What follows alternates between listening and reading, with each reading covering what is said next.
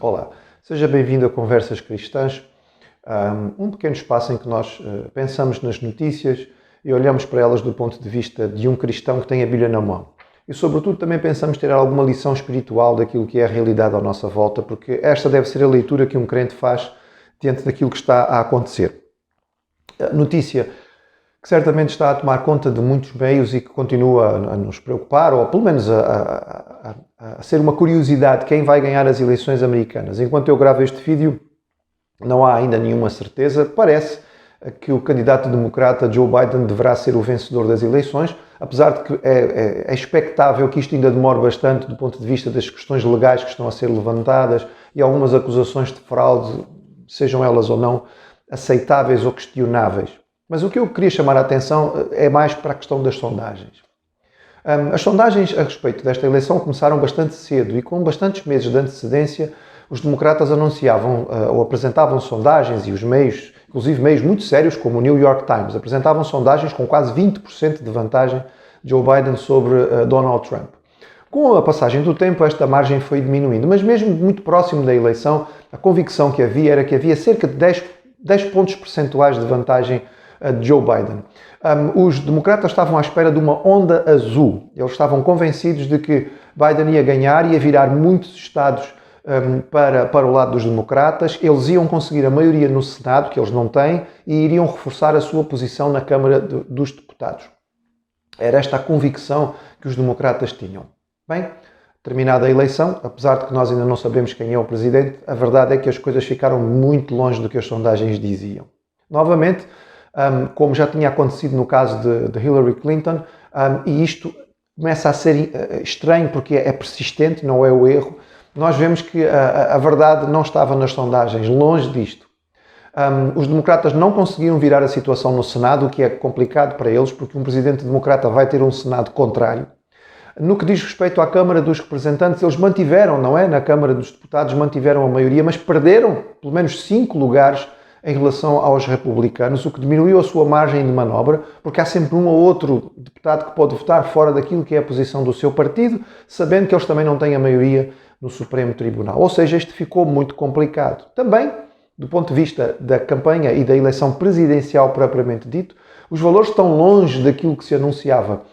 Os democratas chegavam a anunciar vitória em estados tradicionalmente republicanos, como o Texas, que foi claramente a favor de Trump, assim como grande parte dos estados estão pintados a vermelho ainda, portanto, a cor que é a cor própria dos republicanos nesta situação, e os lugares decisivos, a margem é tão pequenina que chega a ser menos de 1%, é 0, qualquer coisa, seja para um lado, seja para o outro, o que levanta aqui questões a respeito dos votos que estão a chegar ou não chegaram e chegaram atrasados, etc, etc. Diante desta situação, nós podemos pensar, pelo menos, em duas realidades ou duas verdades espirituais e eu queria partilhá-las convosco. E a primeira delas diz respeito à questão do homem em si. A palavra de Deus diz que é maldito o homem que confia no homem. E quando nós olhamos para esta eleição, quase que nós podemos dar graças a Deus não sermos americanos, porque era muito difícil escolher um destes homens.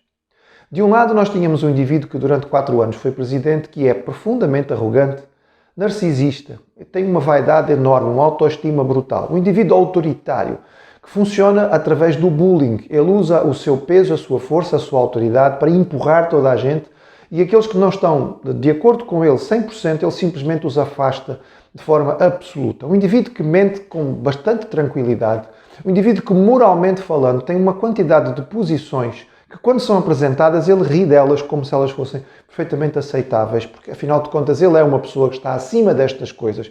Ninguém está acima das leis morais estabelecidas por Deus e que estão na sua palavra. Como é que um cristão, convictamente, poderá votar neste homem, ou seja, escolhê-lo e colocar a sua força moral por trás dele?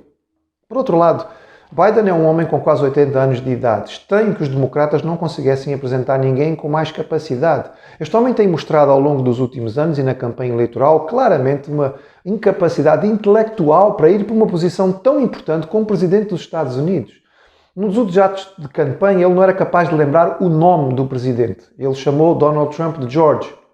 Obama estava a partilhar o palanque e o chamou ao palanque, teve que chamá-lo 3 vezes porque ele não sabia o que estava a acontecer. Um homem assim tem condições de ser presidente dos Estados Unidos. Ele tem o direito de poder, entre outras coisas, decidir um ataque nuclear. São coisas extremamente sérias. O homem vai tomar o poder no meio de uma pandemia, de uma situação extremamente complicada, com um Senado contrário. Mas não, temos um bom vice-presidente. Não temos. O vice-presidente aqui não foi escolhida pela sua capacidade governativa, porque ele não tem experiência na área. Ela foi escolhida com base em género e em raça, o que é muito triste. Numa época em que os Estados Unidos estão divididos e que se fala tanto sobre estas questões, numa época em que se discute tanto a questão do género e da raça, é triste que se tenha escolhido uma candidata exclusivamente por isto. É provável que o homem com melhor capacidade para ser vice-presidente e eventualmente assumir quando este homem com quase 80 anos eventualmente não tiver condições de cumprir o mandato, é provável, muito provável, que fosse outro homem. Mas não podia ser, tinha que ser uma mulher. Então foi escolhida uma mulher. Dentre as mulheres escolhidas, haveria outras com experiência governativa, mas elas fariam parte daquilo que etnicamente é considerada a maioria opressora. Então foi escolhida uma mulher com base na raça, ou seja, etnicamente ela é aceitável. E assim nós temos uma pessoa sem experiência governativa, sem histórico para poder fazer face a uma situação destas, que tem uma probabilidade significativa de nos próximos 4 anos vir a ser a primeira presidente feminina dos Estados Unidos da América. Como votar numa situação destas? Bem, como cristãos, alguém teria que dizer assim, mas nós temos que votar. Sim, teríamos que votar. E aqui teríamos que votar no programa de governo. Teríamos que olhar não para os homens, não para as pessoas em si, porque nenhum deles merece a nossa confiança. Nós teríamos que votar naquilo que os seus partidos apresentam como programa. E aí sim poderíamos discutir e falar sobre aquilo que são as posições cristãs ou anticristãs de um lado e de outro, para poder tomar uma decisão, mas não colocarmos a nossa força moral por trás de homens que não merecem a nossa confiança. Este é um princípio bíblico. O outro, que é muito importante, é nós sermos chamados a atenção cada vez mais para o cuidado que devemos ter com aquilo que nos é apresentado como verdade taxativa por parte dos meios de comunicação social. Temos repetido aqui muitas vezes, isto não é teoria de conspiração. Os meios de comunicação social não são isentos, não são neutros. Eles seguem uma agenda. Há uma agenda política, filosófica, ideológica por trás daquilo que é nos apresentado como notícias. Nós não temos notícias, nós temos comentários. As notícias do nosso país, por exemplo, sempre foram contrárias a Trump. Sempre foram ofensivas a Trump. O ponto chegou de tal maneira que se houve, não estou a dizer que houve, mas se houve de facto alguma coisa errada nesta eleição, a população está preparada para aceitar. Não, tudo bem, é para derrubar o Trump vale qualquer coisa, até fraude.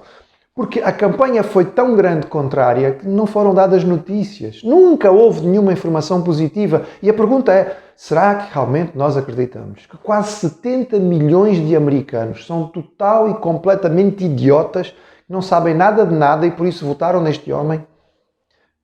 Temos que nos questionar sobre estas coisas e perceber que aquilo que nos é apresentado como verdade está longe de o ser. Sondagens, estudos. Quando nós conversamos com pessoas que participam destas coisas de forma séria, nós percebemos que as sondagens e os estudos podem ser feitos de forma séria, sim. Mas muitos, talvez a grande maioria, seja feita de acordo com uma agenda. Há um objetivo. Pretende-se confirmar certo facto. Então, faz-se um estudo à medida para se poder provar, olha, afinal, isto é assim.